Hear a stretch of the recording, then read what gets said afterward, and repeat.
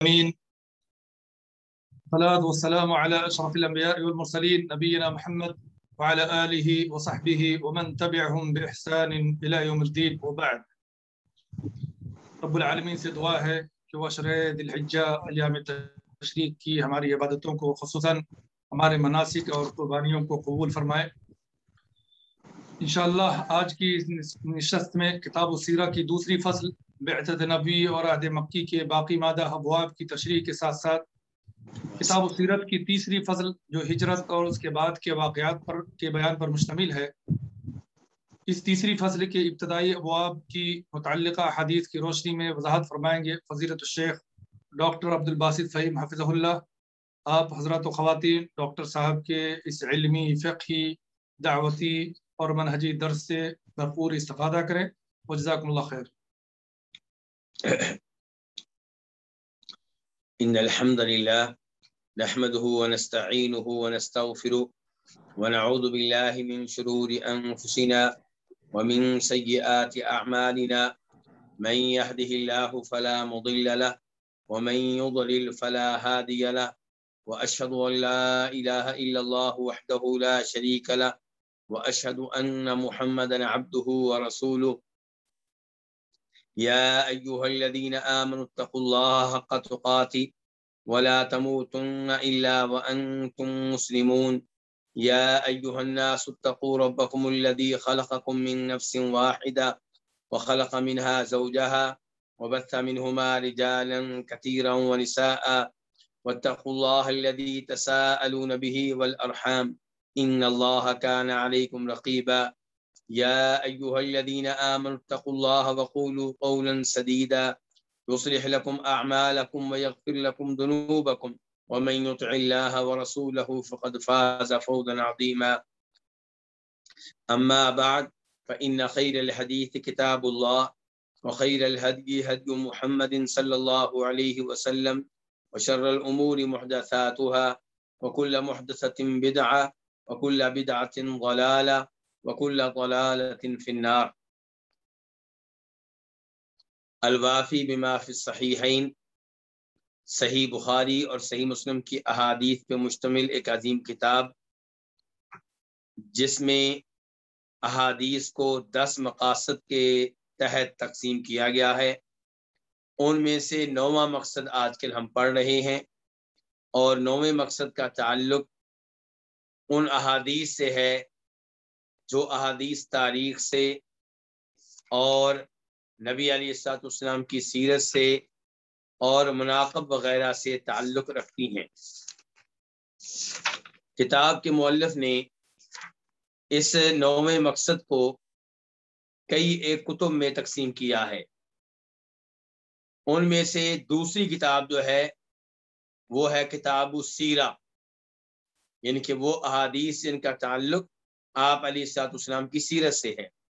اور پھر اس دوسری کتاب کو کئی ایک فصلوں میں تقسیم کیا گیا ہے. ان میں سے دوسری فصل اس کا تعلق ہے آپ کی بعثت سے اور آپ کی نبوت کے مکی مرحلہ سے. اس میں کئی ایک ابواب ہیں. ان میں سے 11واں باب ہم پڑھ رہے ہیں اور 11واں باب جو ہے وہ الاسراء والمعراج کے بارے میں ہے. اسراء و معراج کے بارے میں پہلے یہ بتایا جا چکا ہے کہ اسراج آپ کے اس سفر کو کہتے ہیں جو آپ نے مکہ سے بیت المقدس تک کیا تھا اور یہ آپ نے براق نامی جانور پہ کیا تھا. اور پھر وہ سفر جو بیت المقدس سے آسمانوں کا ہے اسے معراج کہتے ہیں. تو 11واں باب اسراء و معراج کے بارے میں ہے. اس میں ایک طویل حدیث تھی جو ہم پڑھ چکے ہیں اور اس کے بعد ایک مختصر حدیث تھی وہ بھی ہم پڑھ چکے ہیں. اور آج ہے حدیث نمبر 1623 1623 میم. اس حدیث کو روایت کرنے والی امام مسلم رحمہ اللہ ہے اور امام مسلم اس کو روایت کرتے ہیں جناب ابو ہریرہ رضی اللہ تعالیٰ عنہ سے. عن ابی ہریرہ قال، روایت ہے جناب ابو ہریرہ رضی اللہ عنہ سے، وہ کہتے ہیں قال رسول اللہ صلی اللہ علیہ وسلم، کہ فرمایا نبی صلی اللہ علیہ وسلم نے لقد رأيتني في الحجر، البتہ تحقیق میں نے اپنے آپ کو دیکھا مقام ہجر میں، یعنی کہ حتیم میں، اور ہجر اور حتیم اس جگہ کو کہتے ہیں جو بیت اللہ کا حصہ ہے، لیکن آج کل وہ بیت اللہ کے اندر داخل نہیں ہے بلکہ بیت اللہ سے باہر ہے، اور اس کے ارد گرد ایک دیوار قائم کر دی گئی ہے، اور عام لوگ بھی وہاں پہ داخل ہو کر نوافل ادا کر رہے ہوتے ہیں۔ تو یہ حتیم اور یہ ہجر، اس کا وہ حصہ جو بیت اللہ سے متصل ہے، وہ واقعی بیت اللہ کا حصہ ہے۔ تو نبی علیہ الصلوۃ والسلام اس حدیث میں یہ وعدے کرنا چاہ رہے ہیں کہ اسراء و معراج کے بعد جب لوگوں نے شور شرابہ ڈالا اور میری تکذیب کی، لوگوں سے مراد ہے اہل مکہ میں سے کفار، انہوں نے کہا کہ کیسے ممکن ہے رات کے معمولی سے حصے میں 40 دن کا سفر کر لیا جائے، بلکہ 7 آسمانوں کی سیر بھی کر لی جائے۔ تو انہوں نے مجھے جھٹلایا، میری بات کو غلط قرار دیا، اور پھر مجھ سے وہ سوال کرنے لگے ان مقامات کے بارے میں جہاں پہ میں گیا تھا، بیت المقدس کے بارے میں کہ بیت المقدس کیسا ہے اور اس کی عمارت کیسی ہے، اس قسم کے سوالات ہونے لگے۔ تو آپ فرماتے ہیں کہ لقد رأیتنی فی الحجر، البتہ تحقیق میں نے اپنے آپ کو حتیم میں دیکھا، وقریش تسألنی عن مسرایا، جبکہ قریش مجھ سے سوال کر رہے تھے میرے رات کے سفر کے بارے میں۔ فسألتنی عن اشیاء من بیت المقدس لم اثبتها، تو انہوں نے مجھ سے بیت المقدس کی کئی چیزوں کے بارے میں سوالات کیے، لم اثبتها، جن کو میں محفوظ نہ کر سکا، جن کو میں یاد نہ رکھ سکا۔ یعنی کہ بیت المقدس تو میں گیا تھا، میں نے بیت المقدس کی زیارت کی، بلکہ وہاں پہ انبیاء اکرام علیہ الصلوۃ والسلام کو نماز بھی پڑھائی، لیکن ظاہر ہے کہ بیت المقدس کی ایک ایک چیز کو میں نوٹ نہیں کر سکا، ایک ایک چیز کے بارے میں نے خیال نہیں کیا، توجہ میں نے نہیں دی۔ تو اب مجھ سے سوالات ہو رہے تھے اور یہ طے کرنے کی کوشش کی جا رہی تھی کہ میں غلط کہہ رہا ہوں یا درست کہہ رہا ہوں۔ فسألتنی، تو انہوں نے مجھ سے سوال کیے، عن اشیاء من بیت المقدس، بیت المقدس کی کئی چیزوں کے بارے میں، لم اثبتها، جن کو میں صحیح معنوں میں یاد نہیں کر سکا۔ فقربت قربۃ ما قربت مثلہ قط، تو میں اتنا پریشان ہوا کہ اتنا میں کبھی بھی پریشان نہیں ہوا۔ یہ سوال سن کر میں بہت پریشان ہو گیا کہ اگر میں کسی سوال کا جواب نہ دے سکا تو کیا بنے گا۔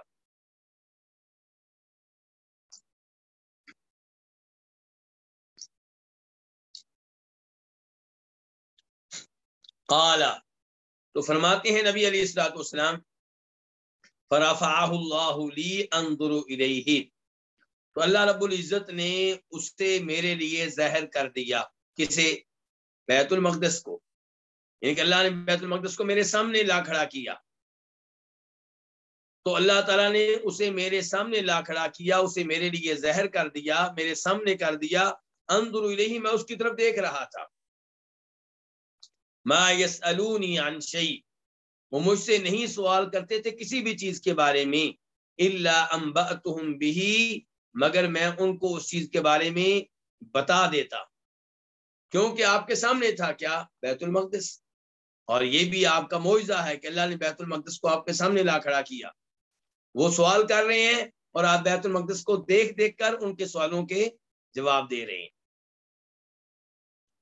وقد رأیتنی فی جماعت من الانبیاء، پھر آپ تذکرہ کرتے ہیں اسراء و معراج کے امور میں سے ایک امر کا، اسراء و معراج میں جو کچھ آپ نے کیا، اسراء و معراج میں جو کچھ ہوا، اس میں سے ایک معاملے کا تذکرہ کرتے ہوئے آپ فرماتے ہیں، وقد رأیتنی فی جماعت من الانبیاء، اور یقیناً میں نے اپنے آپ کو انبیاء کرام علیہ السلام کی ایک جماعت میں دیکھا، یعنی کہ میں نے اپنے آپ کو ان میں پایا۔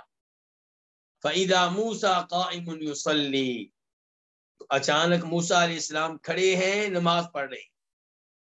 موسیٰ علیہ السلام کو دیکھا کہ وہ کھڑے کیا کر رہے ہیں؟ نماز پڑھ رہے ہیں. فَإِذَا رَجُلٌ ضَرْبٌ جَعْدٌ كَأَنَّهُ مِنْ رِجَالِ شَنُوءَةٍ، تو اچانک وہ ایک ایسے آدمی ہیں کہ ضربن کم گوشت ہیں، ان کے جسم پہ گوشت کم ہے، ان کے بہت موٹے نہیں ہیں. جعدن گھنے بالوں والے ہیں، گنگریالے بالوں والے ہیں. کأنہ من رجال شنوء، گویا کہ وہ شنوء قبیلے کے آدمیوں میں سے ایک ہوں، یعنی کہ ان کے بال وغیرہ ایسے تھے جیسے شنوء قبیلے کے لوگوں میں سے وہ ایک ہوں، ان کا ایک فرد ہوں. وَإِذَا عِيسَىٰ ابن مریم قائم يصلی، اور اچانک عیسیٰ بن مریم کھڑے ہیں، وہ بھی کیا کر رہے ہیں؟ نماز پڑھ رہے ہیں. اقرب الناس به شبہا عروۃ بن مسعود الثقفی، لوگوں میں سے سب سے زیادہ شکل و صورت کے لحاظ سے ان کے قریب عروہ بن مسعود ثقفی ہوں گے.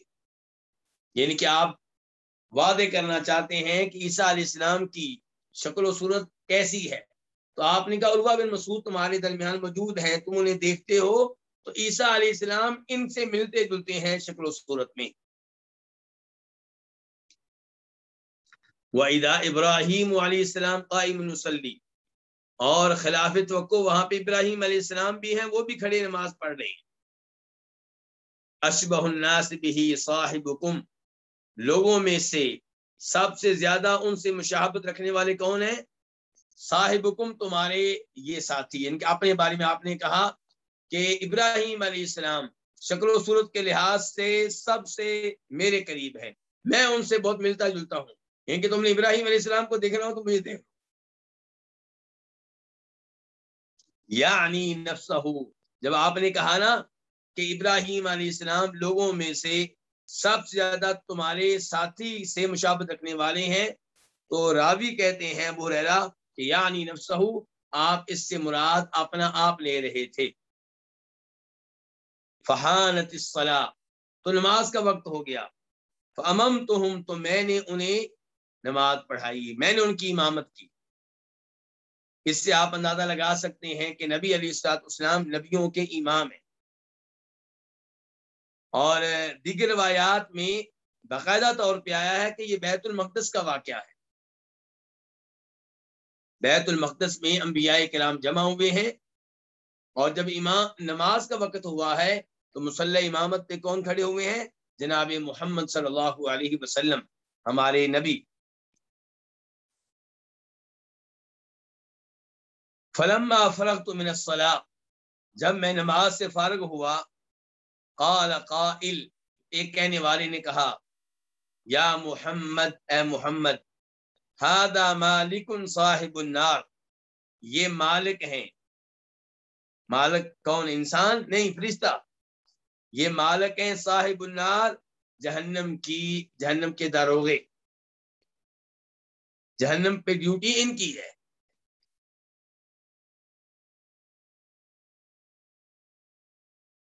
فسلم علیہ، آپ انہیں سلام کہیں. فالتفت الیہ، تو میں ان کی جانب متوجہ ہوا.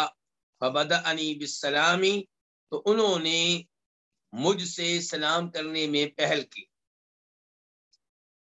کہا کیا گیا تھا کہ آپ انہیں سلام کہیں، تو کہتے ہیں جب میں ان کی طرف متوجہ ہوا، پہلے اس کے کہ میں ان کو سلام کہتا، انہوں نے مجھے سلام کہا اور سلام کہنے میں پہل کی. تو اس حدیث کا بھی تعلق اس سے ہے، اسراء و معراج سے. تو نبی علیہ الصلوۃ والسلام نے بیت المقدس میں ان عظیم انبیاء کرام علیہ الصلوۃ والسلام کی امامت کی ہے. تو اس سے پتہ چلا کہ جب آپ موجود ہوں تو تب آپ ہی امام ہیں، تب کسی اور نبی نے بھی مصلی امامت پہ کھڑے نہیں ہونا. تو نبی علیہ الصلوۃ والسلام کی حدیث کی موجودگی میں کسی اور امام، کسی اور بزرگ، کسی اور پیر کی بات کیسے مانی جا سکتی ہے؟ جب آپ کی حدیث موجود ہو، صحیح سند سے ثابت ہو، تو آپ کی حدیث کو نظر انداز کرتے ہوئے امام ابو حنیفہ یا امام مالک یا امام شافعی یا امام احمد کے فتوے کو ترجیح دینا، یہ درست نہیں ہوگا. اور یہ حدیث غیبی معاملہ ہے. ہم نے نبی علیہ الصلوۃ والسلام کو بیت المقدس میں جاتے نہیں دیکھا، لیکن ہم ایمان لاتے ہیں کہ ایسا ہوا ہے. یہ ہے غیب پہ ایمان لانا. اور یہاں پہ آپ نے بتایا کہ جب مشرکین مکہ نے مجھ سے سوالات کیے تو میں اتنا پریشان ہوا، اتنا پریشان کبھی نہیں ہوا تھا. اس سے پتہ چلا کہ آپ انسان تھے، مشکل کشا، حاجت روا، مختار کل نہیں تھے. شان کے لحاظ سے سب سے آگے نکل گئے، لیکن بنیادی طور پہ آپ انسان ہیں.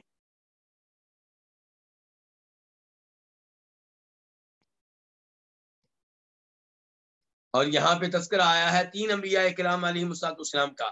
وہ سارے کے سارے آپ نے کس حالت میں دیکھے کہ وہ کیا کر رہے تھے؟ نمازیں پڑھ رہے تھے. اس سے پتہ چلا کہ نماز کتنی عظیم عبادت ہے. وہ عبادت جس کا اہتمام صرف ہمارے نبی نے نہیں کیا، بلکہ سبھی انبیاء کرام علیہ السلام نماز کا اہتمام کرتے رہے ہیں. تو ہم میں سے ہر ایک کو چاہیے کہ نماز کا اہتمام کرے.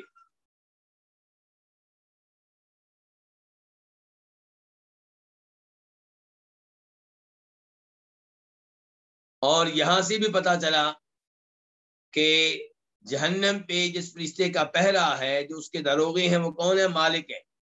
تو مالک فرشتے کو ہم نے دیکھا نہیں ہے، لیکن ہمارا ایمان ہے، کیونکہ یہ بات ہمیں بتا دی ہے نبی علیہ السلام نے. اور قرآن حکیم میں بھی آتا ہے وَنَادَوْا يَا مَالِكْ لِيَقْضِيَ عَلَيْنَا رَبُّكَ قَالَ إِنَّكُمْ مَاكِثُونَ، کہ جہنمی لوگ مالک فرشتے کو پکار کے کہیں گے کہ اے مالک، تمہارا رب ہمیں ختم کر دے، کہ تاکہ ہماری اس عذاب سے جان چھوٹ جائے، وہ ہمیں ختم کر دے، ہمیں مار دے. تو مالک فرشتہ کہے گا انکم ماکثون، تم لوگوں نے اسی جہنم میں رہنا ہے.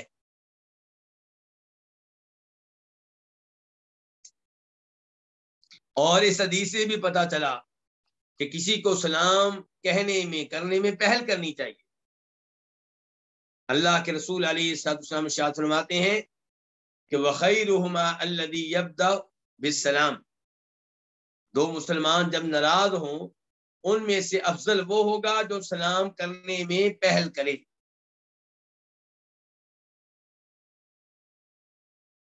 اس کے بعد حدیث نمبر 1624 1624 میم. اس حدیث کو روایت کرنے والے امام کون ہے؟ امام مسلم.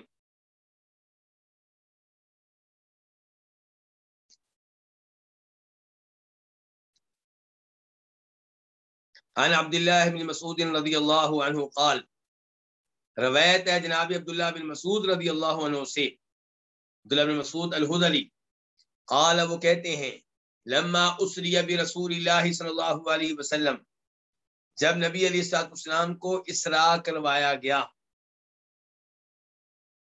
اسراء بنیادی طور پہ کیا کہتے ہیں؟ رات کے وقت چلنے کو. رات کے وقت چلنا جو ہے اور رات کے وقت کسی کو چلانا جو ہے، اس کو کیا کہتے ہیں؟ اسراء. تو جب نبی علیہ السلام کو اسراء کروایا گیا، انتہی بہ، آپ کو پہنچایا گیا الی سدرۃ المنتہا، سدرۃ المنتہا تک. سدرہ کس کو کہتے ہیں؟ بیری کو. بیری کے درخت کو کیا کہتے ہیں؟ سدرہ. تو المنتہا، منتہا کیوں کہتے ہیں؟ اس کی وضاحت آ گئی ہے، اسی حدیث میں آئی ہے. آپ فرماتے ہیں وہی فی السماء السادسہ، کہ یہ سدرۃ المنتہا، یہ بیری کا درخت کہاں ہے؟ چھٹے آسمان پہ ہے. اور کچھ حدیث میں آتا ہے 7ویں آسمان پہ ہے. علماء کرام نے کہا ہے کہ دونوں حدیثیں اپنی جگہ پہ درست ہیں، دونوں میں کوئی تضاد یا تناقض نہیں ہے. سدرۃ المنتہا بیری کا یہ درخت اگرچہ چھٹے آسمان پہ ہے، لیکن اس کی شاخیں 7ویں آسمان پہ پہنچ رہی ہیں. اس لیے جب کہا گیا کہ چھٹے آسمان پہ ہے تو یہ بھی بات ٹھیک ہے، اور جب کہا گیا 7ویں آسمان پہ ہے تو یہ بات بھی ٹھیک ہے. الیہا ینتہی ما یعرج بہ من الارض، اس تک پہنچتا ہے، کس تک؟ اس بیری کے درخت تک. ینتہی پہنچتا ہے کیا؟ ما یعرج بہ، وہ چیزیں پہنچتی ہیں جن کو زمین سے اوپر چڑھایا جاتا ہے. وہ چیزیں جن کو زمین سے اوپر لے جانا مقصود ہوتا ہے، وہ کہاں تک پہنچتی ہیں؟ سدرۃ المنتہا تک. فیوقبض منہا، تو اس میں سے ان چیزوں کو لے لیا جاتا ہے. کن چیزوں کو؟ جن کو اوپر لے جانا مقصود ہوتا ہے.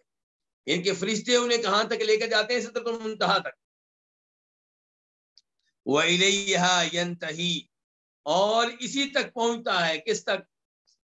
سدرۃ المنتہا تک، بیری کے درخت تک. کیا پہنچتا ہے؟ ما یہبط بہ، جس کو اتارا جاتا ہے من فوقها، اس کے اوپر سے. اس درخت کے اوپر سے جو چیزیں نیچے لائی جاتی ہیں تو وہ سدرۃ المنتہا تک پہنچتی ہیں، وہاں سے فرشتے لے لیتے ہیں. اس کا مطلب یہ ہے کہ جو اوپر سے چیزیں نیچے آتی ہیں اور جو نیچے سے اوپر جاتی ہیں، ان سب کی منزل کیا ہے؟ سدرۃ المنتہا.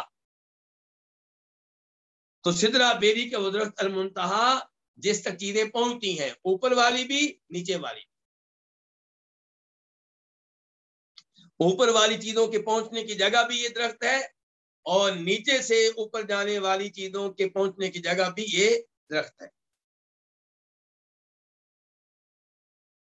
تو آپ فرما رہے ہیں وَإِلَيْهَا، اور اس بیری کے درخت تک ینتہی پہنچتا ہے کیا؟ ما یہبط بہ، جسے اتارا جاتا ہے من فوقها، اس کے اوپر سے.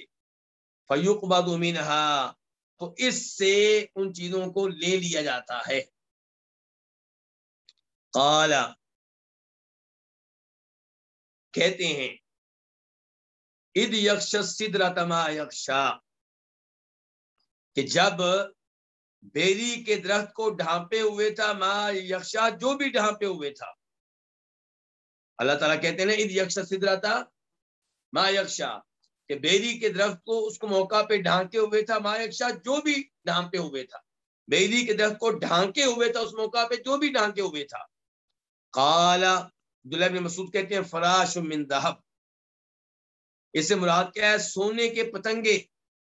بیری کے درخت کو سونے کے پتنگوں نے ڈھانکا ہوا تھا. سونے کے پتنگے کیا ہوتے ہیں؟ یہ وہ کیڑے مکوڑے ہیں جو اڑتے ہیں، اور خصوصاً جب بارش ہوتی ہے تب یہ نظر آتی ہیں.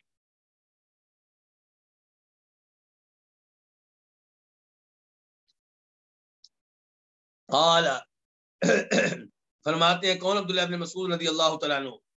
فأوتي رسول اللہ صلی اللہ علیہ وسلم ثلاثا، تو نبی علیہ الصلوۃ والسلام کو 3 چیزیں دی گئیں. کب؟ اسراء و معراج کے موقع پہ.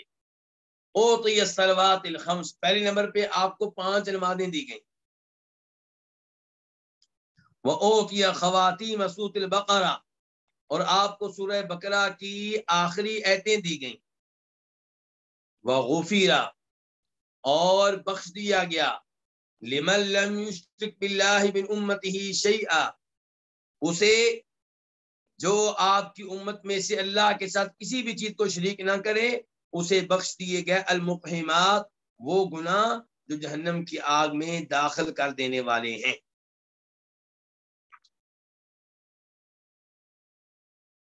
تو یہاں سے پتا چلا کہ اسراء و معراج میں آپ کو 3 چیزیں ملی ہیں. نمبر 1 5 نمازیں.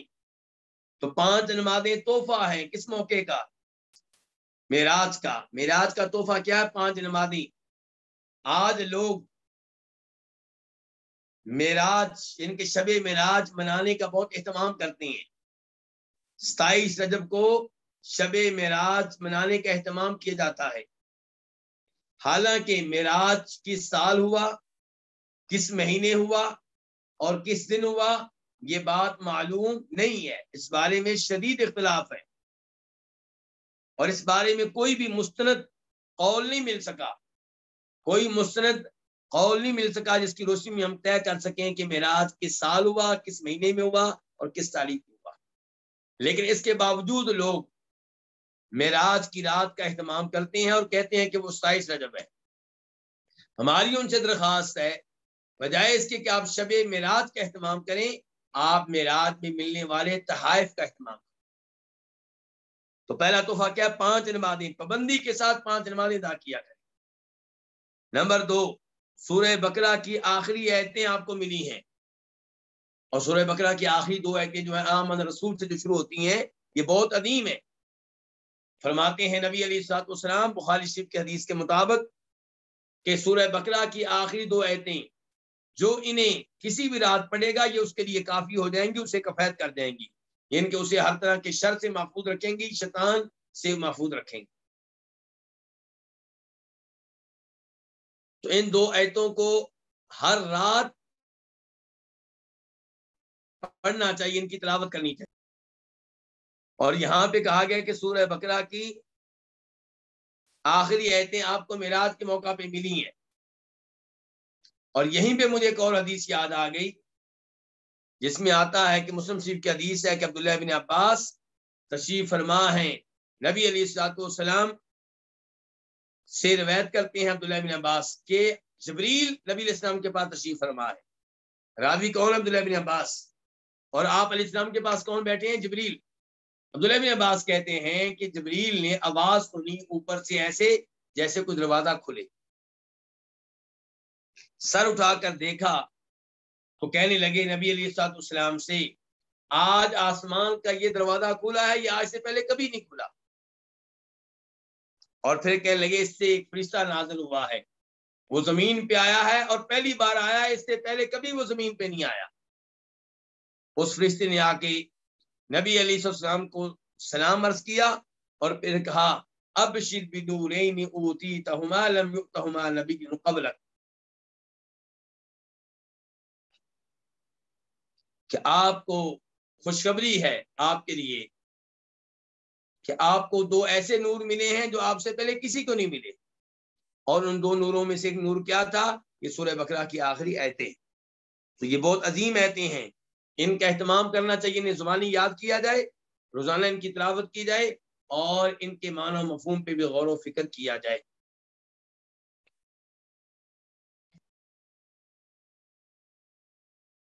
تیسرے نمبر پہ کیا تحفہ ملا آپ کو؟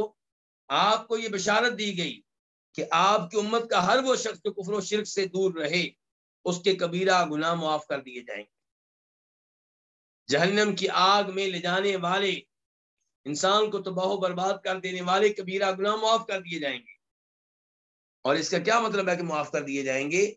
اس کا مطلب یہ ہے کہ یا تو شروع سے ہی معافی مل جائے گی اور جہنم کی آگ میں پھینکا نہیں جائے گا، اور یا یہ ہے کہ جہنم کی آگ میں پھینکا بھی گیا تو کسی نہ کسی نبی کی شفاعت سے، کسی نہ کسی فرشتے کی شفاعت سے، کسی نہ کسی مومن کی شفاعت سے معافی مل جائے گی۔ اور یہ بھی ممکن ہے کہ سزا ملے اور سزا بھگتنے کے بعد جہنم کی آگ سے نکال لیا جائے، لیکن ایسا نہیں ہوگا کہ کبیرہ گناہ کی وجہ سے ہمیشہ ہمیشہ کے لیے جہنم میں پھینک دیا جائے۔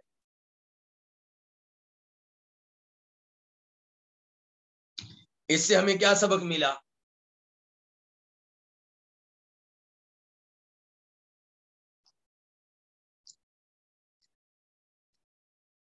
اس سے ایک تو یہ پتا چلا کہ خارجی لوگوں کا عقیدہ غلط ہے اور معتزلیوں کا بھی عقیدہ غلط ہے۔ یہ دونوں کہتے ہیں کہ جو کبیرہ گناہوں کا ارتکاب کرے گا وہ دین اسلام سے خارج ہو جائے گا۔ آپ معتزلی کہتے ہیں کہ وہ دین اسلام سے خارج ہے لیکن کفر میں داخل نہیں ہوگا۔ خارجی کہتے ہیں دین اسلام سے خارج ہوا پکا کافر ہوا، الا یہ کہ فوت ہونے سے پہلے توبہ کر لے۔ لیکن دونوں کے نزدیک کبیرہ گناہوں کا ارتکاب کرنے والا ہمیشہ جہنم میں رہے گا،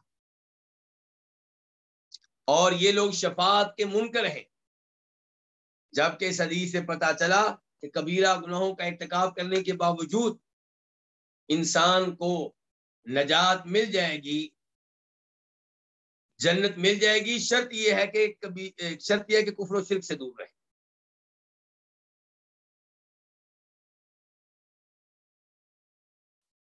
اس کے بعد باب نمبر 12، باب ہر رآ ربہ فی المعراج، کیا نبی علیہ الصلوۃ والسلام نے معراج کے موقع پہ اپنے رب کا دیدار کیا، اپنے رب کو دیکھا تھا؟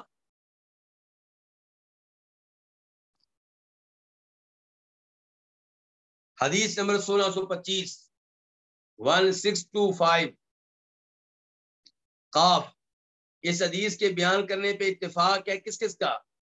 امام بخاری کا اور امام مسلم کا.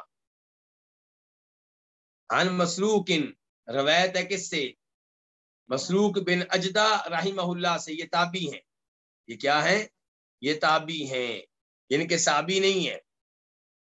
قال، وہ کہتے ہیں قلت لعائشہ، میں نے ام المؤمنین عائشہ سے کہا، یا امتا، اے اماں جان، اے والدہ، ہر رآ محمد ربہ، کیا ہمارے نبی جناب محمد صلی اللہ علیہ وسلم نے اپنے رب کو دیکھا ہے، اپنے رب کا دیدار کیا ہے؟ فقالت، فرمانے لگیں کون؟ ام المؤمنین عائشہ، لقد قف شعری مما قلت، میرے رونگٹے کھڑے ہو گئے ہیں اس بات کی وجہ سے جو بات تو نے کہی ہے. کیا مطلب رونگٹے کھڑے ہو گئے؟ رونگٹے کیا چیز ہوتی ہے؟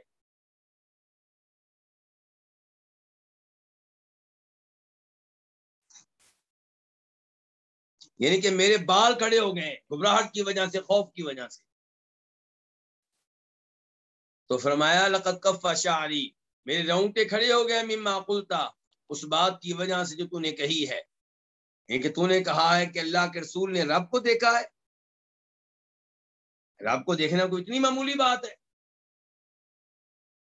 تمہاری بات سن کے میرے رونگٹے کھڑے ہو گئے ہیں. این انت من ثلاث، تم کہاں ہو 3 چیزوں کے بارے میں. من حدثکہن فقد کذبا، جو تمہیں یہ 3 چیزیں بیان کرے اس نے جھوٹ بولا ہے. من حدثہ، جو بیان کرے، کا تجھے ہن، یہ 3 چیزیں، فقد کذبا، تو تحقیق اس نے جھوٹ بولا ہے. یہ عقیدہ کون بیان کر رہی ہیں؟ ام المؤمنین عائشہ رضی اللہ عنہا.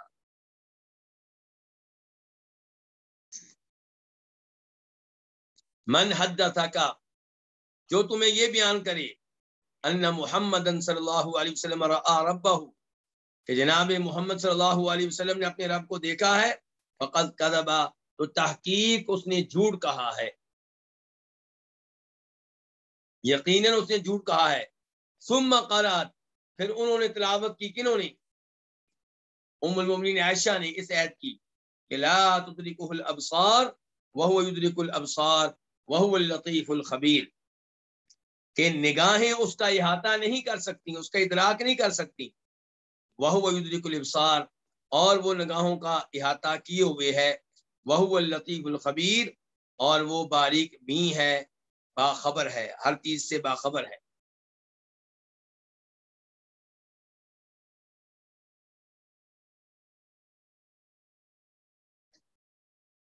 ام المؤمنین عائشہ نے یہ آیت کیوں پڑھی ہے؟ اپنے اس موقف کی تائید میں کہ اللہ رب العزت کو دیکھنا ممکن نہیں ہے، کیونکہ اللہ تعالیٰ کہہ رہے ہیں لا تدرک الابصار، نگاہیں اس کا احاطہ نہیں کر سکتی، نگاہیں اس کا ادراک نہیں کر سکتی. اور ام المؤمنین عائشہ کا یہ موقف بالکل ٹھیک ہے کہ اللہ رب العزت کو اس دنیا میں دیکھنا ممکن نہیں ہے. موسیٰ علیہ السلام نے سوال کیا تھا، اللہ نے کہا تھا، موسیٰ علیہ السلام نے کیا کہا تھا؟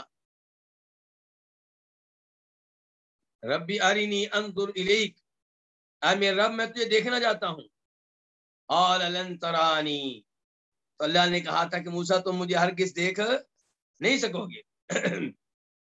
البتہ میں پہاڑ پہ اپنی تجلی ظاہر کرتا ہوں، پہاڑ کو اپنی تجلی دکھاتا ہوں، تو پہاڑ اگر اپنی جگہ پہ رہ گیا فَإِنِ اسْتَقَرَّ مَكَانُهُ فَسَوْفَ تَرَانِي، تو تم مجھے دیکھ سکو گے. فَلَمَّا تَجَلَّى رَبُّهُ لِلْجَبَلِ جَعَلَهُ دَكًّا وَخَرَّ مُوسَىٰ صَعِقًا فَلَمَّا أَفَاقَ قَالَ سُبْحَانَكَ تُبْتُ إِلَيْكَ وَأَنَا أَوَّلُ الْمُؤْمِنِينَ.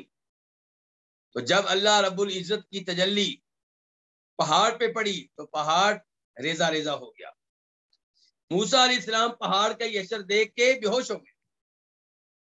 جب ہوش آیا کہنے لگے یا اللہ تو پاک ہے، میں توبہ کرتا ہوں، یعنی کہ آئندہ ایسا مطالبہ نہیں کروں گا.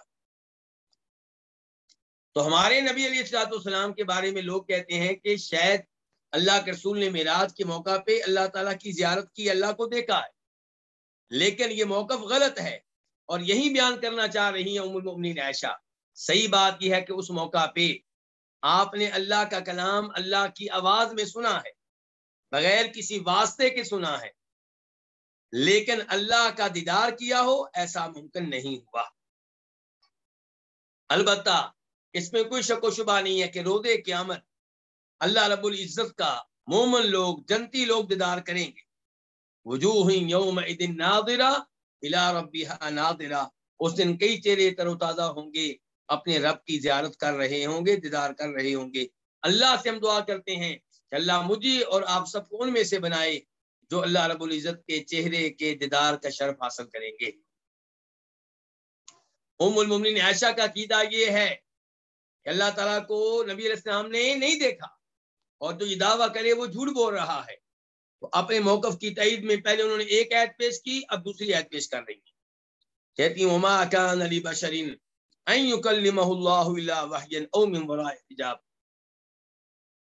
کسی بشر کے لیے، کسی انسان کے لیے ممکن نہیں ہے کہ اللہ اس سے کلام کرے۔ کسی بشر کی شیان شان نہیں ہے، کسی بشر کا یہ رتبہ نہیں ہے، یہ مقام نہیں ہے کہ اللہ اس سے کلام کرے الا وحیا، مگر وحی کی شکل میں، او من وراء حجاب، یا پردے کے پیچھے سے، حجاب کے پیچھے سے۔ تو معراج کے موقع پہ اللہ نے جو آپ سے کلام کیا وہ حجاب کے پیچھے سے۔ دوسرے نمبر پہ فرماتی ہیں ام المومنین عائشہ، کیونکہ انہوں نے کیا کہا تھا مسروق سے کہ مسروق 3 چیزوں کے بارے میں جو تمہیں بیان کرے وہ جھوٹ بول رہا ہے۔ تو ایک چیز تو بیان کر دی، دوسری چیز کہتی ہیں ومن حدثک، اور جو تم سے یہ بیان کرے انہ یعلم ما فی غد، کہ وہ جانتے تھے وہ جو کل ہونے والا ہے، مستقبل میں ہونے والا ہے، فقط کذب، تحقیق اس نے بھی جھوٹ بولا ہے۔ پتہ چلا ام المومنین عائشہ کا عقیدہ کیا ہے کہ آپ عالم الغیب نہیں ہیں، آپ مستقبل کی باتیں جانتے نہیں تھے، سوائے ان باتوں کے جو اللہ نے بتا دی۔ لیکن آپ عام طور پہ کہیں کہ آپ ہر بات کو جانتے تھے، یہ بات غلط ہے۔ چند باتیں جو اللہ نے بتا دی مستقبل کی وہ آپ جانتے تھے، لیکن مستقبل کی ہر چیز جانتے ہوں ایسا نہیں۔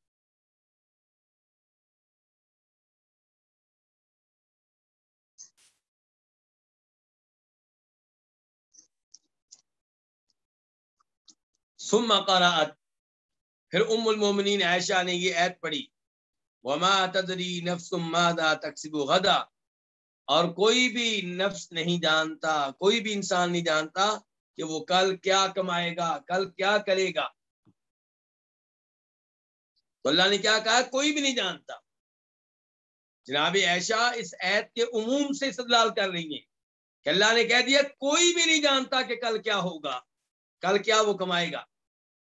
تو پتہ چلا کہ نبی علیہ الصلوۃ والسلام بھی کل کی باتیں نہیں جانتے تھے۔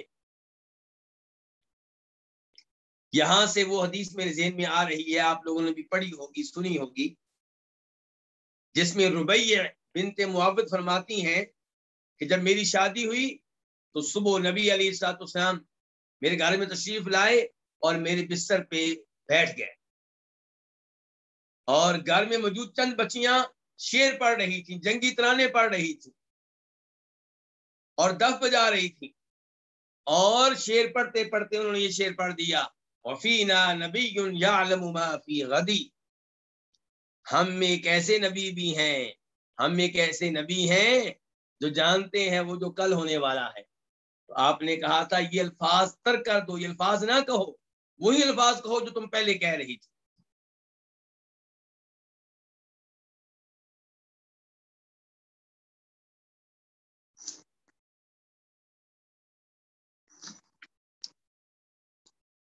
تیسرا وہ عقیدہ جس کی ام المؤمنین عائشہ نے اصلاح فرمائی ہے وہ کیا ہے؟ ومن حدثک انہ کتم فقد کذب، اور جو تمہیں یہ بات بیان کرے کہ آپ نے کچھ چھپا لیا دین کا حصہ تو اس نے بھی جھوٹ بولا ہے۔ یعنی کہ یہ بات غلط ہے کہ نبی علیہ الصلوۃ والسلام نے دین کا کچھ حصہ عام لوگوں کو نہیں بتایا، خاص لوگوں کو بتایا ہے، مثال کے طور پہ آل بیت کو بتایا ہے، جناب علی کو بتایا ہے۔ یہ بات بھی کہہ رہی ہیں کہ غلط ہے۔ اور جو یہ بیان کرے تو اس سے کہ انہ کتما، کہ آپ نے کچھ چھپا لیا تھا، فقد کذب، اس نے بھی جھوٹ بولا ہے۔ ثم قالت، फिर उम्मुल मोमिनीन आयशा ने तिलावत की, पढ़ी ये आयत, या अय्युहर रसूल बल्लिग मा उनज़िला इलैका मिन रब्बिक अल आया, कि ए रसूल बल्लिग पहुंचा दें क्या मा उनज़िला इलैका जो भी आप पे नाज़िल हुआ है आपके रब की तरफ से, जो भी कुरान नाज़िल हुआ है, जो भी शरीयत नाज़िल हुई है, जो भी दीन नाज़िल हुआ है वो लोगों तक पहुंचा दें। अल्लाह तो कह रहा है पहुंचा दें, तो ये कैसे हो सकता है कि अल्लाह के रसूल ने कोई चीज छुपा ली हो। वलाकिन्नहु रआ जिब्रील, लेकिन आपने देखा था किसको? जिब्रील को। उम्मुल मोमिनीन आयशा ने क्या कहा था कि अल्लाह ताला को आपने नहीं देखा, तो फिर देखा किसको? कुरान में आता है कि आपने देखा उसे। तो फरमाती हैं उम्मुल मोमिनीन आयशा कि आपने जिब्रील को देखा था फी सूरतिही, उनकी हकीकी शक्ल और सूरत में। कितनी बार? मरतैनी, 2 बार।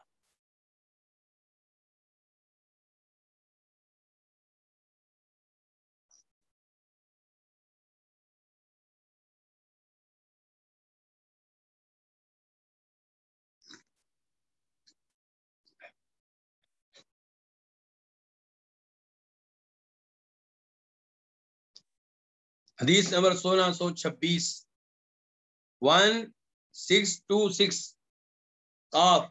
इस हदीस के बयान करने पे इत्तेफाक है किस किस का? इमाम बुखारी का, इमाम मुस्लिम का।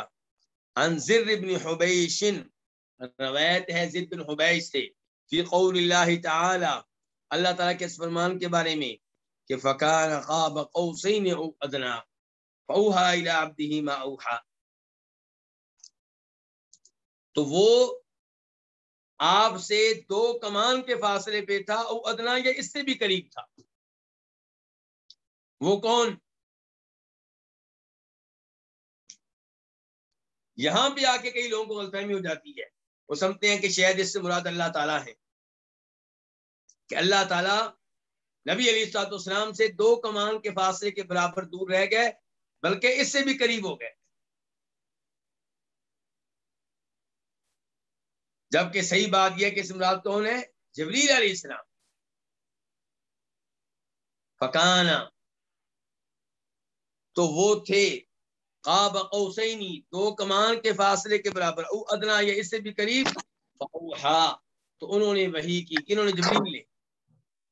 इला अब्दिही, उसके बंदे की तरफ, अल्लाह के बंदे की तरफ। माऊहा, जो भी वही की।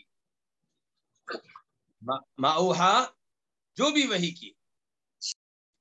तो काला ज़िर बिन हुबैश कहते हैं, हद्दसना इब्न मसूद, कि हमसे बयान किया अब्दुल्लाह बिन मसूद ने कि अन्नहु रआ जिब्रीला, कि नबी अलैहिस्सलाम ने जिब्रील को देखा था।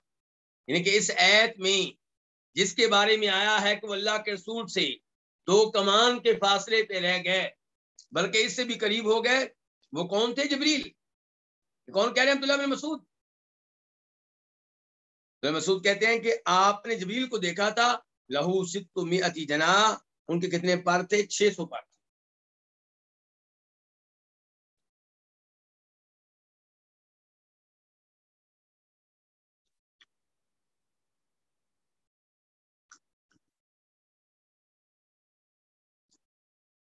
उसके बाद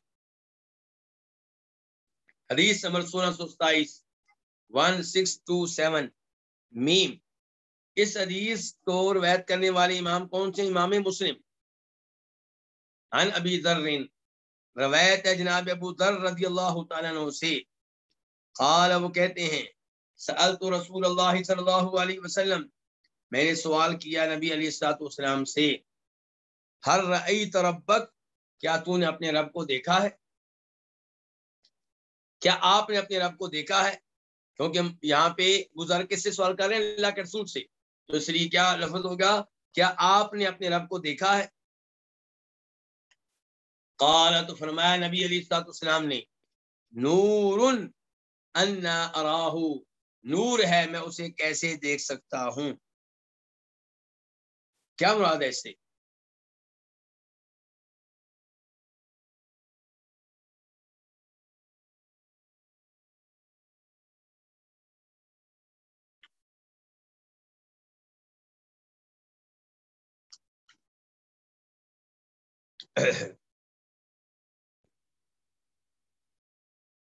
اس سے مراد یہ ہے کہ اللہ کا حجاب نور ہے، اللہ کے ارد گرد کیا ہے؟ نور ہے. تو نور جو تھا وہ رکاوٹ بن گیا، اس نور کی موجودگی میں اللہ کو کیسے دیکھ سکتا ہوں؟ تو ام المومنین عائشہ نے کیا کہا کہ نبی علیہ السلام نے اللہ کے رسول کو نہیں دیکھا. عبداللہ بن مسعود بھی کہہ رہے ہیں کہ آپ نے جس کو دیکھا وہ کون تھے؟ جبریل. اور ابو ذر غفاری بھی کہہ رہے ہیں کہ میں نے اللہ کے رسول سے سوال کیا کہ آپ نے اپنے رب کو دیکھا ہے؟ تو آپ نے کہا نور ہے، میں اسے کیسے دیکھ سکتا ہوں. وفی روایت، ایک روایت میں رأیت نورا، کہ میں نے تو ایک نور دیکھا ہے، یعنی کہ اللہ تعالیٰ کی بجائے میں نے کیا دیکھا ہے؟ کہ نور.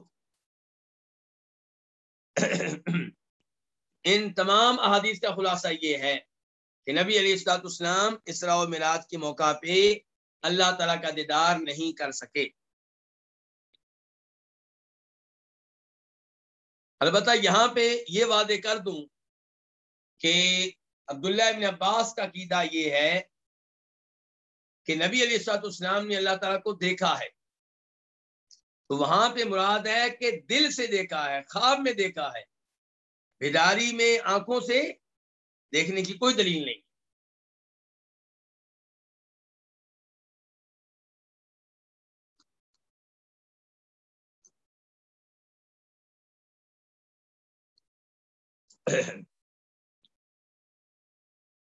اس کے بعد الفصل الثالث،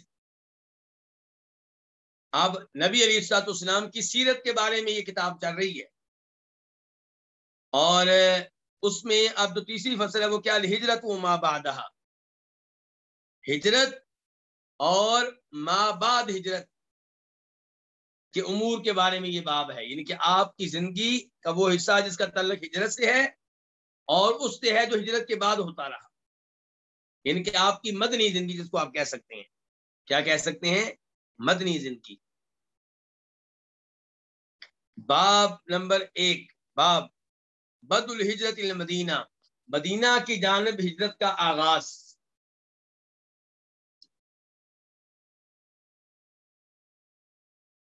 آپ لوگ جانتے ہیں کہ نبی علیہ الصلوۃ والسلام نے جب مکہ میں نبوت کا اعلان کیا اور کئی لوگ آپ پہ ایمان بھی لے آئے، تو مکہ والوں نے آپ کا اور آپ کے ساتھیوں کا خوب مقابلہ کیا، آپ لوگوں کے اوپر بہت ظلم کیا، آپ لوگوں کو بہت تنگ کیا. اور جب ایک عرصہ گزر گیا تو پھر آپ نے صحابہ کرام کو ہجرت کرنے کی اجازت دی، تو مکہ چھوڑ کے کہیں اور جا سکتے ہو. تو کئی لوگ کہاں چلے گئے؟ حبشہ، کالوں کی زمین پہ، سمندر کراس کر کے وہاں چلے گئے. دیکھیں اللہ کے دین کی خاطر انہوں نے کتنی قربانیاں دی ہیں، اپنا وطن چھوڑا ہے، مال چھوڑا ہے، جائیدادیں چھوڑی ہیں، رشتہ داروں کی قربانیاں دی ہیں. اور پھر ایک موقع آیا کہ آپ کو بتایا گیا کہ ہجرت جہاں پہ کر کے جانا ہے وہ کون سا شہر ہے؟ مدینہ، جس کو لوگ یثرب کہا کرتے تھے. تو اسی کے بارے میں یہ باب ہے. حدیث نمبر 1628 1628 خا. اس حدیث کو روایت کرنے والے کون سے امام ہیں؟ امام بخاری. عن البراء رضی اللہ عنہ قال، روایت ہے جناب براء بن عازب رضی اللہ عنہ سے، وہ کہتے ہیں اول من قدم علینا مصعب بن عمیر، سب سے پہلے جو ہمارے پاس آئے وہ مصعب بن عمیر اور ابن مکتوم تھے. یہ کون کہہ رہے ہیں؟ برا کہہ رہے ہیں، برا بن عازم. برا بن عازم کے میں سے انصاریوں میں سے، مدینہ کے بنیادی باشندوں میں سے. تو وہ کہہ رہے ہیں کہ مکہ سے جو لوگ ہجرت کر کے ہمارے پاس آئے ان میں سب سے پہلے آنے والے مصعب بن عمیر اور ابن مکتوم تھے. تو مصعب بن عمیر پہلے آئے ہیں، ابن مکتوم بھی بعد میں آئے ہیں، لیکن یہ بہرحال دونوں ان میں سے ہیں جو شروع میں آئے. مصعب بن عمیر یہ قریشی ہیں، اور ابن مکتوم جو ہے ان کا نام کیا ہے؟ اس کے بارے میں کئی اقوال اور کئی روایتیں ہیں. کچھ کہتے ہیں ان کا نام ہے عبداللہ، اور کچھ کہتے ہیں ان کا نام کیا ہے؟ عمر.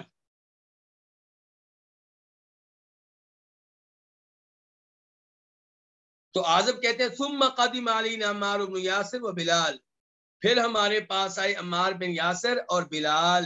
بلال کون سے؟ بلال مؤذن. کس کے مؤذن؟ نبی علیہ السلام کے مؤذن. بلال بن رباح، وہ بلال جن کو آزاد کیا تھا کس نے؟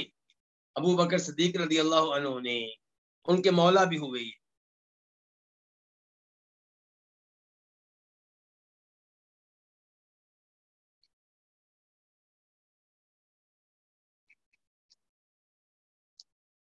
وفی روایت، اور ایک روایت میں آتا ہے، قال انہوں نے کہا، کنہوں نے؟ براء بن عازب نے، کہ اول من قدم علینا مصعب بن عمیر وابن ام مکتوم، کہ ہمارے پاس سب سے پہلے جو آئے ہیں وہ مصعب بن عمیر ہیں اور ابن ام مکتوم ہیں۔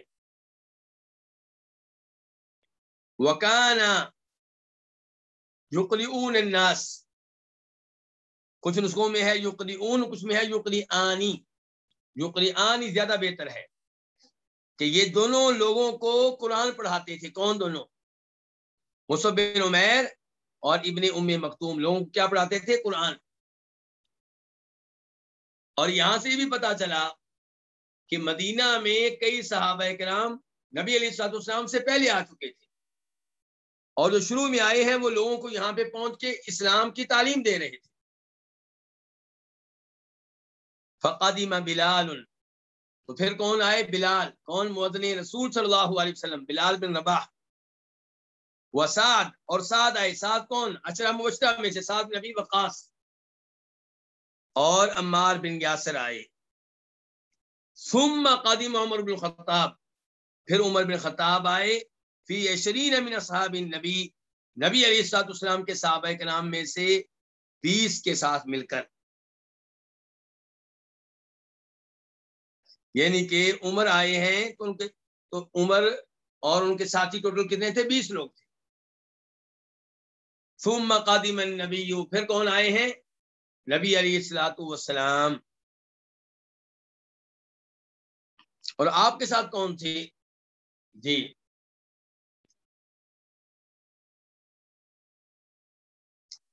آپ کے ساتھ ابوبکر صدیق بھی تھے، ایک اور بھی تھے۔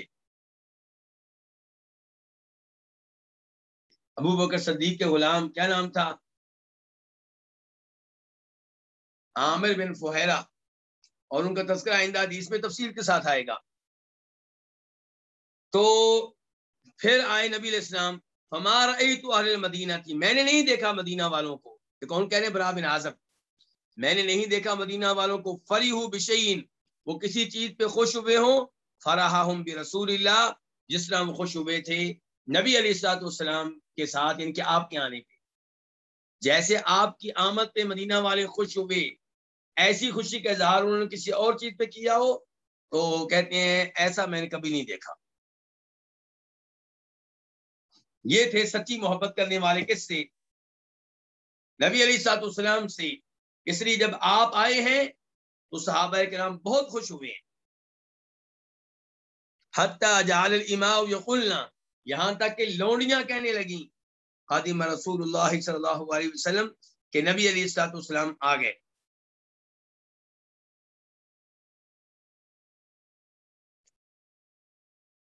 تو آپ کی آمد میں مدینہ والے خوش ہوئے ہیں جی، لونڈیاں بھی خوش ہوئی ہیں، دیگر روایات میں بچے بھی خوش ہوئے ہیں۔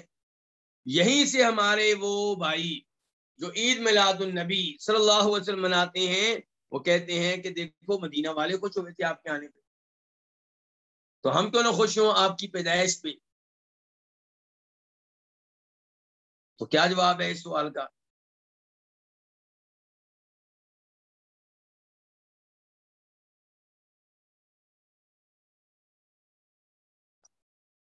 اس سوال کا جواب کیا ہے؟ اس اعتراض کا جواب کیا ہے؟ اس دلیل کا جواب یہ ہے کہ جب کوئی خوشی ملے آپ خوش ہوں، آپ کو کون روکتا ہے؟ لیکن خوشی کی سالگرہ منانا یہ مسئلہ ہے۔ نبی علیہ السلام جب مدینہ آئے، مدینہ والے خوش ہوئے۔ آپ جب پیدا ہوئے تو آپ کے رشتے دار مکہ میں خوش ہوئے۔ ہم دونوں باتیں مانتے ہیں، لیکن یہ بتائیے کہ نبی علیہ الصلوۃ والسلام نے اس دن جس دن آپ مدینہ میں داخل ہوئے تھے، اس دن کو عید کا دن قرار دیا ہو، تہوار کا دن قرار دیا ہو، اس کی سالگرہ منائی ہو، آئندہ آنے والے سالوں میں ہر سال اس دن کو منایا گیا ہو، ایسا آپ کو نہیں ملے گا۔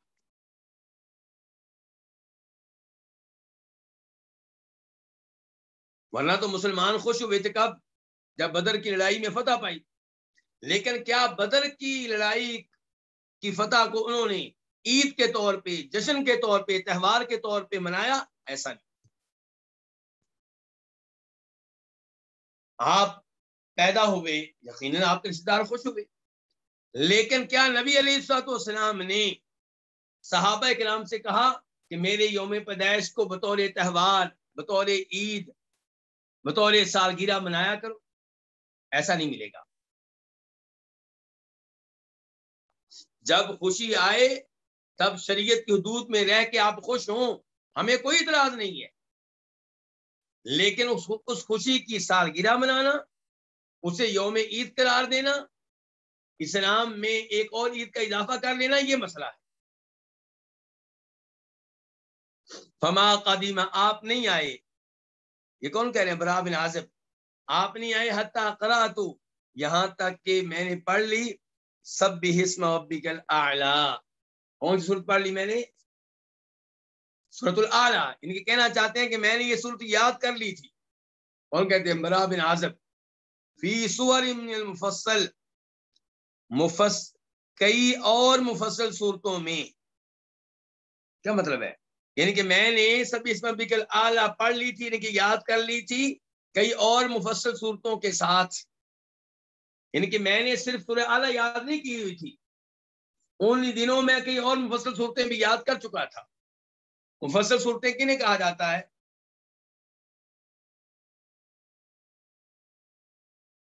مفصل صورتیں سورہ حجرات سے قرآن کے آخر تک، سورہ حجرات سے قرآن کے. اور دوسرا قول یہ کہ سورہ حجرات نہیں بلکہ جو سورہ حجرات کے بعد والی سورہ کاف سے قرآن کے آخر تک، ان کو کیا کہا جاتا ہے؟ مفصل صورتیں. کیوں؟ کیونکہ ان میں فاصلہ جلدی آتا ہے، وقفہ جلدی آتا ہے، آیتیں چھوٹی چھوٹی ہیں. اور پھر مفصل صورتوں کی 3 اقسام ہیں: طوال مفصل، اوساط مفصل، قصار مفصل. کیا مطلب مفصل صورتوں میں سے وہ صورتیں جو لمبی ہیں شروع والی، پھر وہ صورتیں جو درمیانی ہیں، پھر وہ جو بہت چھوٹی ہیں.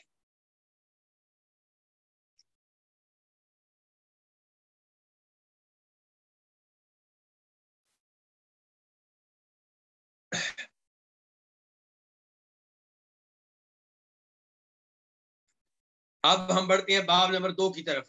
یہ کیا باب ہے؟ کچی حدیث بہت لمبی ہے، لیکن آغاز کرتے ہیں اس حدیث کا کیونکہ ابھی وقت کافی باقی ہے. دوسرا باب، باب ہجرت النبی صلی اللہ علیہ وسلم المدینہ، نبی علیہ الصلوۃ والسلام کا مدینہ کی طرف کیا کرنا؟ ہجرت کرنا.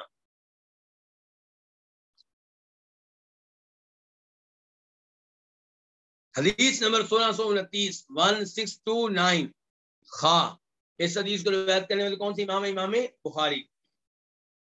عن عائشہ زوج النبی صلی اللہ علیہ وسلم قالت، روایت ہے ام المؤمنین عائشہ سے جو کہ وائف ہیں کس کی؟ نبی علیہ الصلوۃ والسلام کی. قالت، انہوں نے کہا، لم اعقل ابویہ قط الا وہما یدینان الدین، میں نے نہیں سمجھا اپنے والدین کو کبھی بھی مگر اس حال میں کہ وہ دین کو، ان کے دین اسلام کو اپنائے ہوئے تھے. کیا مطلب ہے میں نے نہیں سمجھا اپنے والدین کو مگر اس حال میں کہ وہ دین کو اپنائے ہوئے تھے؟ نہیں سمجھا کیا مطلب ہے؟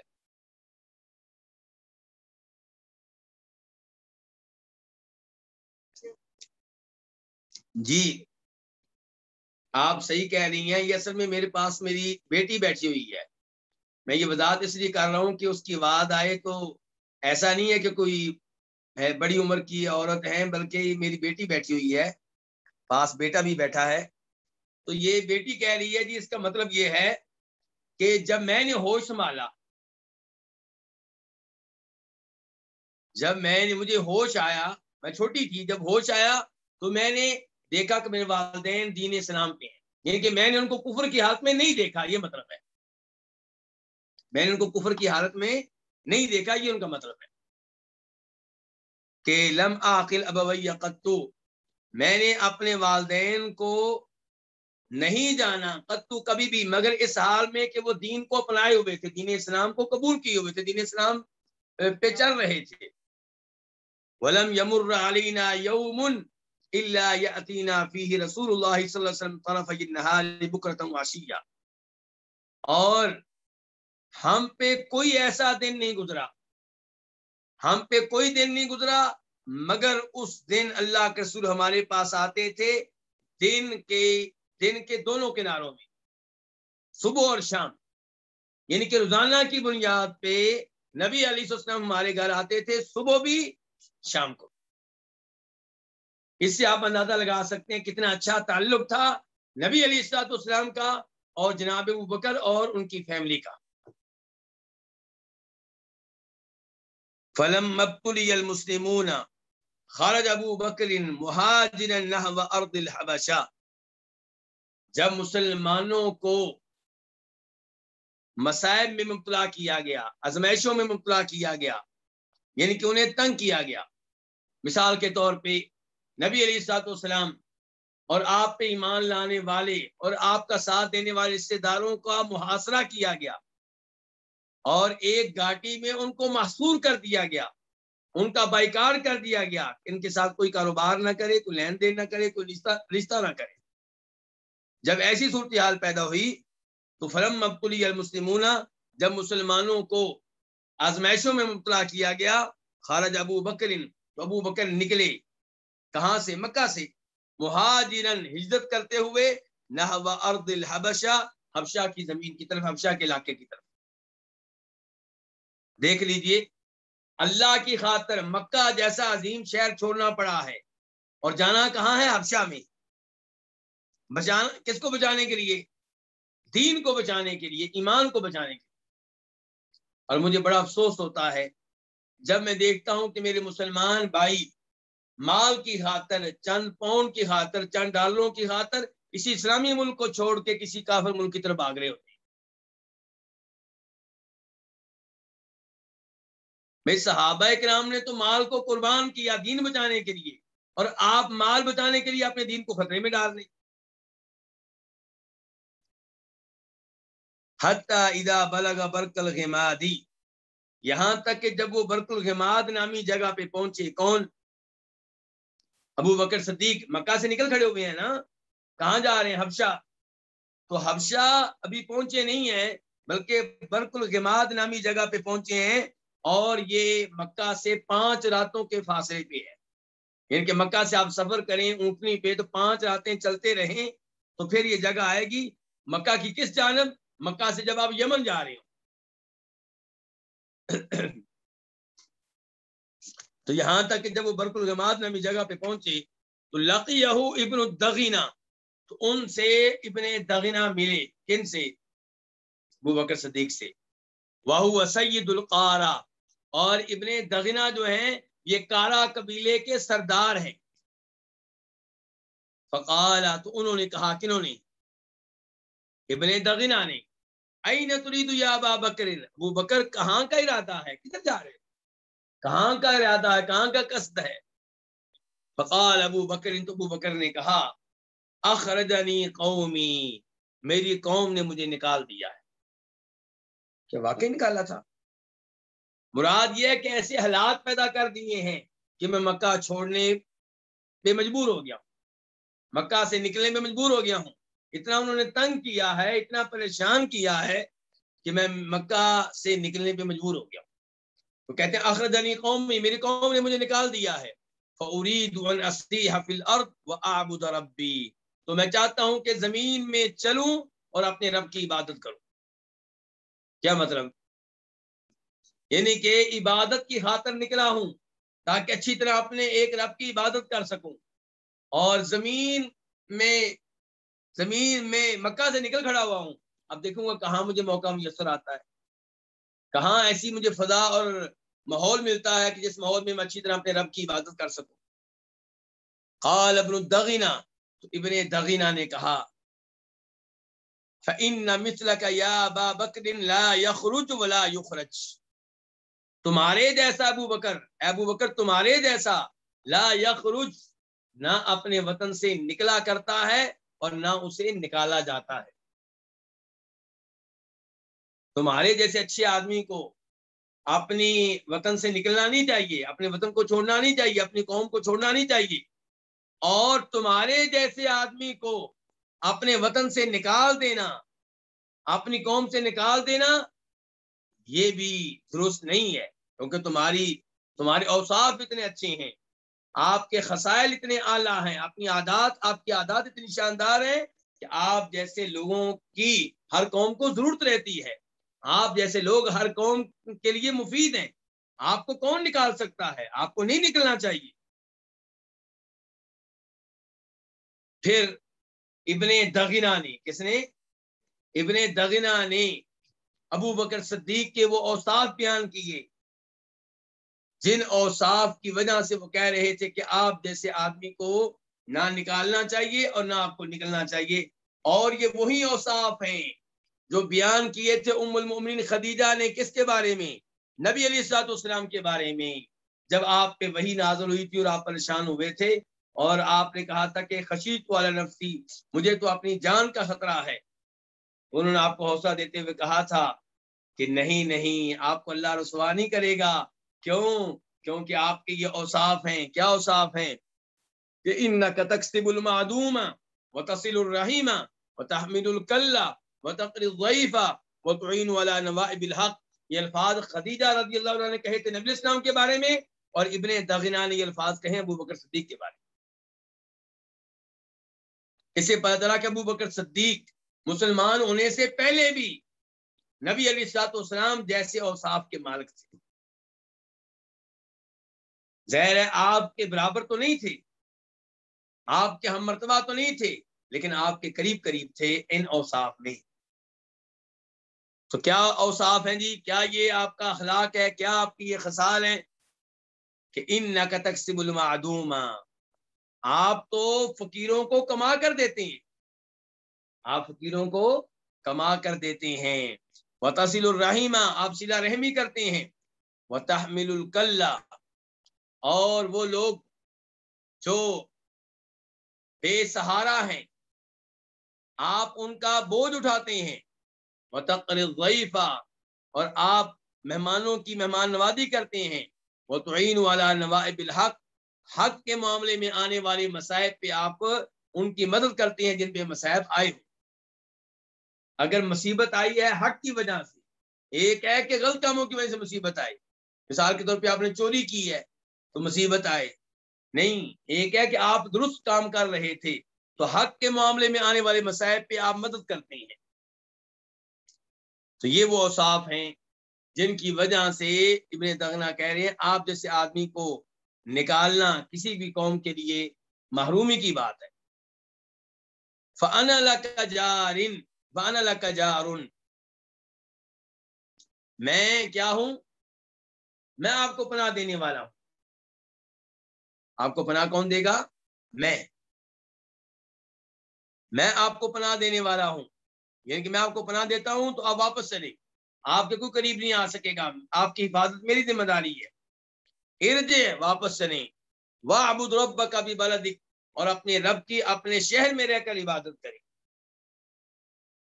فراجع، چنانچہ ابو بکر صدیق واپس آ گئے، وَارْتَحَلَ مَعَهُ ابن دغنہ، اور آپ کے ساتھ ابن دغنہ آئے، یعنی کہ ابن دغنہ آپ کے ساتھ آئے۔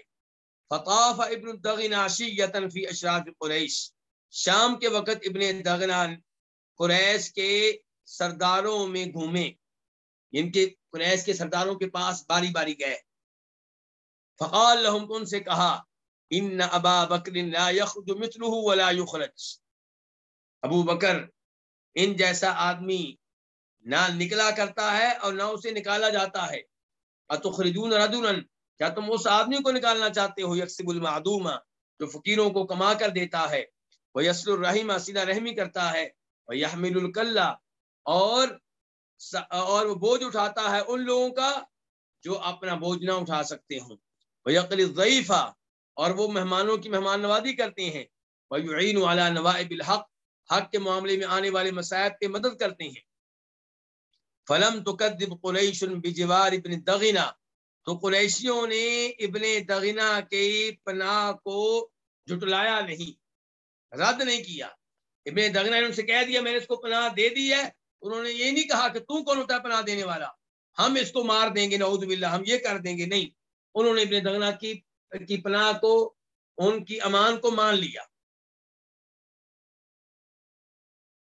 تو قریش نے ابن دغنہ کی پناہ کو جھٹلایا نہیں، رد نہیں کیا۔ وقال انہوں نے کہا لابن دغنہ، ابن دغنہ سے، مر ابا بکرین، آپ ابو بکر سے کہیں کہ فلیعبد ربہ فی داری، بس چاہیے کہ وہ اپنے رب کی عبادت کریں اپنے گھر میں رہ کر، گھر سے باہر نہیں، اپنے گھر میں رہ کے اپنے رب کی عبادت کریں۔ فلیصلی فیہا ولیقرأ ما شاء، تو وہ اپنے گھر میں نمازیں پڑھیں اور تلاوت کریں ما شاء، جتنی وہ چاہیں، جو وہ چاہیں۔ ولا یؤذینا بذالک ولا یستعلن بہ، اور ہمیں اس کے ساتھ تنگ نہ کریں اور نہ ہی اس کا اعلان کریں، نہ ہی اس کو ظاہر کریں۔ گھر میں رہ کے جو مرضی نمازیں پڑھیں، جتنی مرضی تلاوتیں کریں، لیکن جب وہ باہر نکلیں گے، گلی محلے میں تلاوتیں کریں گے، نمازیں پڑھیں گے، تو ہمیں تکلیف ہوگی، ہم یہ برداشت نہیں کریں گے۔ ولا یؤذینا بذالک، وہ ہمیں اس کے ساتھ ایذا نہ دیں، تکلیف نہ دیں۔ ولا یستعلن بہ، اور نہ ہی اس کو اعلانیہ طور پہ کریں۔ فإنا نخشى أن يفتن نساءنا وأبناءنا، کیونکہ ہمیں یہ ڈر ہے کہ وہ ہماری عورتوں کو اور ہمارے بیٹوں کو فتنے میں ڈال دے گا، کہیں ہمارے بچے بھی اس کی باتوں میں آ کے مسلمان نہ ہو جائیں۔ اس لیے ہم اس شخص کو اعلانیہ طور پہ نہ نماز پڑھنے کی اجازت دیں گے، نہ تلاوت کرنے کی۔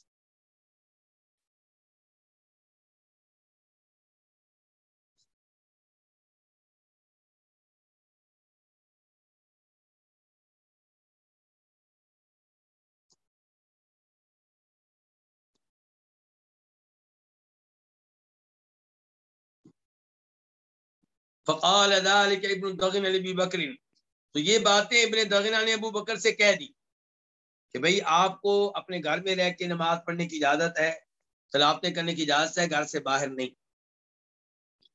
فلبث ابو بکر بذلك، ابو بکر اس پہ قائم رہے، ابو بکر اس پہ، کس پہ؟ اس شرط پہ، ابو بکر اس پہ قائم رہے، یعبد ربہ فی داری، اپنے رب کی اپنے گھر میں رہ کے عبادت کرتے رہے، ولا یستعلن بصلاتہ، اور وہ اپنی نماز اعلانیہ طور پہ نہیں پڑھتے تھے، ولا یقرأ فی غیر دارہ، اور نہ ہی اپنے گھر کے علاوہ کسی اور جگہ وہ تلاوت کرتے تھے۔ ثم بدا لابی بکر، پھر ابو بکر کے لیے ظاہر ہوا، کیا مطلب ظاہر ہوا؟ ان کے دل میں خیال آیا، ان کے ذہن میں بات آئی، پھر ابو بکر کے لیے ظاہر ہوا۔ کیا ظاہر ہوا وہ یہاں پہ نہیں بتایا گیا، لیکن بعد والی باتوں سے پتہ چل رہا ہے کہ کیا ظاہر ہوا۔ پھر ابو بکر کے لیے ظاہر ہوا فابتنى مسجدا بفناء داره، چنانچہ انہوں نے اپنے گھر کے سین میں مسجد بنا لی۔ یہ ان کے ذہن میں بات آئی، جو ان کے ذہن میں بات آئی اس پہ عمل کرتے ہوئے اپنے گھر کے سین میں کیا کیا؟ مسجد بنا لی، نماز پڑھنے کی جگہ بنا لی۔ وکان یصلی فیہ، اور وہ اسی میں نماز پڑھتے تھے، ویقرأ القرآن، اور قرآن کی تلاوت کرتے تھے۔ فیتقذف علیہ نساء المشرکین وابناہم، تو ان کے پاس جمع ہو جاتی مشرکین کی عورتیں اور ان کے بیٹے، وہم یعجبون منہ، اور وہ ان پہ تعجب کرتے، وینظرون علیہ، انہیں دیکھتے، بڑے شوق سے ہو کر کسی کو دیکھتے اور ان کی تلاوت سنتے۔ وکان ابو بکر رجلا بکاء، اور ابو بکر بہت زیادہ رونے والے شخص تھے، اللہ کے لیے بہت رویا کرتے تھے۔ لا یملک عینیہ اذا قرأ القرآن، جب وہ قرآن کی تلاوت کرتے تو انہیں اپنی آنکھوں پہ کنٹرول نہ رہتا، بے اختیار ان کی آنکھوں سے آنسو نکل آتے۔ وافزع ذلک اشراف قریش من المشرکین، اور اس چیز نے مشرکین میں سے قریش کے بڑوں کو، قریش کے سرداروں کو خوفزدہ کر دیا، گھبراہٹ میں ڈال دیا، یہ بھائی یہ تو اب باہر نماز پڑھنی شروع کر دی ہے، سین میں ہماری عورتیں، ہمارے بچے خراب ہو رہے ہیں۔ فارسلوا الی ابن دغنہ، انہوں نے ابن دغنہ کو پیغام بھیجا۔ فقدم علیہم، تو ابن دغنہ ان کے پاس آیا۔ فقالوا، انہوں نے کہا، انا کنا اجرنا ابا بکر بجوارک، ہم نے ابو بکر کو پناہ دی تھی تمہارے پناہ دینے کی وجہ سے، ہم نے اس کو امان دیا تھا تمہارے امان دینے کی وجہ سے، علی اس شرط پہ ہم نے پناہ دی تھی کہ ان یعبد ربہ فی داری، جو اپنے رب کی عبادت کہاں پہ کرے؟ اپنے گھر میں. فقد جاوز ذلک، لیکن ابو بکر نے اس سے تجاوز کیا ہے. فبتنا مسجدا بفناء دارہ، چنانچہ ابو بکر نے اپنے گھر کے صحن میں مسجد بنا لی ہے. فاعلن بالصلاۃ والقراءۃ فیہ، اور اعلانیہ طور پہ نمازیں ادا کی ہیں اور اس میں اعلانیہ طور پہ تلاوت کی ہے. وَإِنَّا قَدْ خَشِينَا، اور بے شک ہمیں ڈر ہے، أَن يَفْتِنَ نِسَاءَنَا وَأَبْنَاءَنَا، کہ ہماری عورتوں اور ہمارے بچوں کو فتنے میں ڈال دے گا. فَنَهَاهُ، تو آپ اس کو منع کریے، اس کو روکیں. یہ کون کہہ رہے ہیں؟ قریش مکہ کس سے کہہ رہے ہیں؟ ابن دغنہ سے. فَإِنْ أَحَبَّ أَن يَقْتَصِرَ، اگر وہ چاہے کہ وہ اکتفا کرے اس بات پہ کہ اپنے رب کی عبادت کرے اپنے گھر میں، فعلا تو وہ کر لے. وَإِنْ أَبَى، اور اگر وہ انکار کرے، إِلَّا أَن يُعْلِنَ بِذَلِكَ، مگر یہ کہ وہ یہ کام اعلانیہ طور پہ کرے گا، فَسَلْهُ، تو آپ اس سے مطالبہ کریں، اس سے سوال کریں کہ أَن يَرُدَّ إِلَيْكَ ذِمَّتَكَ، کہ وہ آپ کو آپ کا عہد لوٹا دے، آپ نے جو اس کو امان دی ہے، پناہ دی ہے، وہ واپس کر دے. فَإِنَّا قَدْ كَرِهْنَا، یقیناً ہمیں یہ بات بری لگتی ہے، أَن نُخْفِرَكَ، کہ ہم تمہاری پناہ کو توڑ ڈالیں، تمہاری عہد کو توڑ ڈالیں، تمہاری امان کو توڑ ڈالیں. وَلَسْنَا مُقِرِّينَ لِأَبِي بَكْرٍ الاستعلان، لیکن ہم ابو بکر کے لیے یہ اعلانیہ چیزوں کو برقرار رکھنے والے نہیں ہیں، ماننے والے نہیں ہیں. ابو بکر اعلانیہ طور پہ یہ کام کریں، یہ بھی ہم برداشت نہیں کریں. ہم آپ کی امان کو بھی توڑنا نہیں چاہتے، اور ہم ابو بکر کے لیے اعلانیہ طور پہ تلاوت اور نماز کو برقرار رکھنے والے بھی نہیں.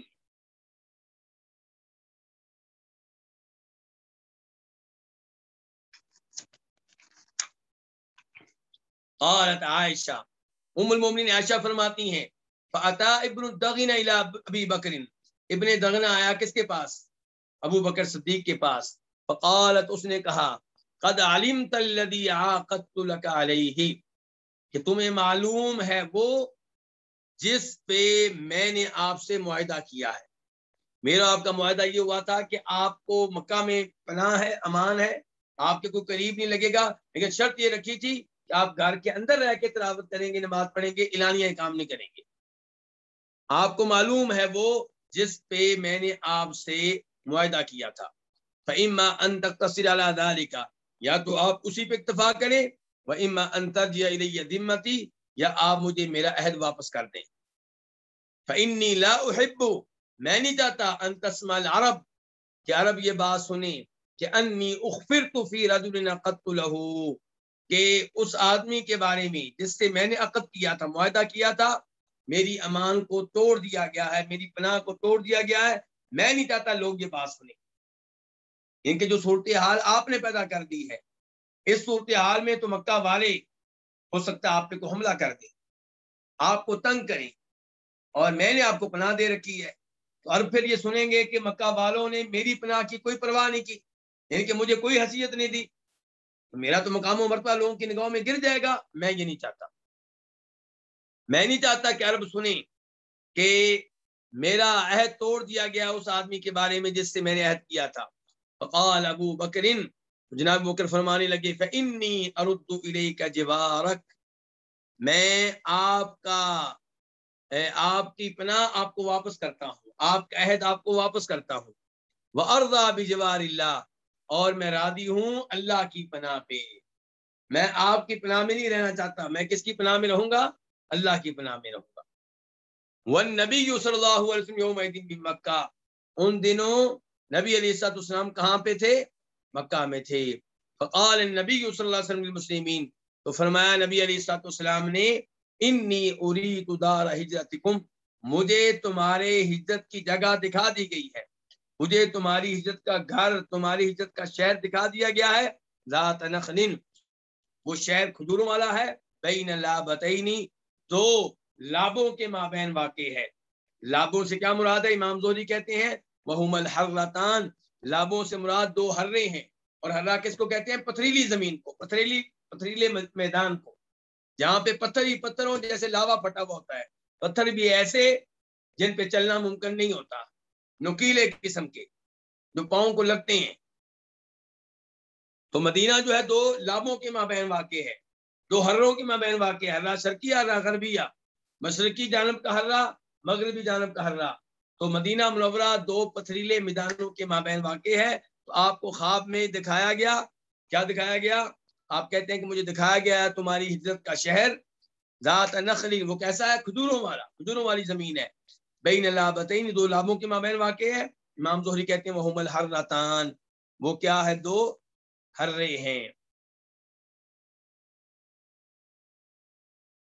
یہاں پہ رکتے ہیں اور حدیث کا کافی حصہ باقی ہے، انشاءاللہ اس کو مکمل کریں گے۔ اللہ رب العزت سے دعا ہے کہ اللہ تعالی ہمیں نبی علیہ السلام کی سیرت جاننے کی توفیق دے اور آپ کی سیرت سے دروس اور اسباق اور عبرتیں حاصل کرنے کی توفیق دے۔ اللہ رب العزت آپ کے نقش قدم پہ چلنے کی توفیق دے۔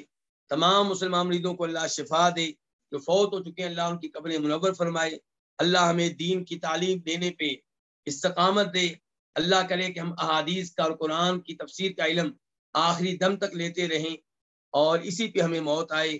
اللہ تعالیٰ باعمل عالم دین بنائے اور ریاکاری سے اور بدعملی سے اللہ تعالیٰ محفوظ رکھے۔ وآخر دعوانا الحمدللہ رب العالمین۔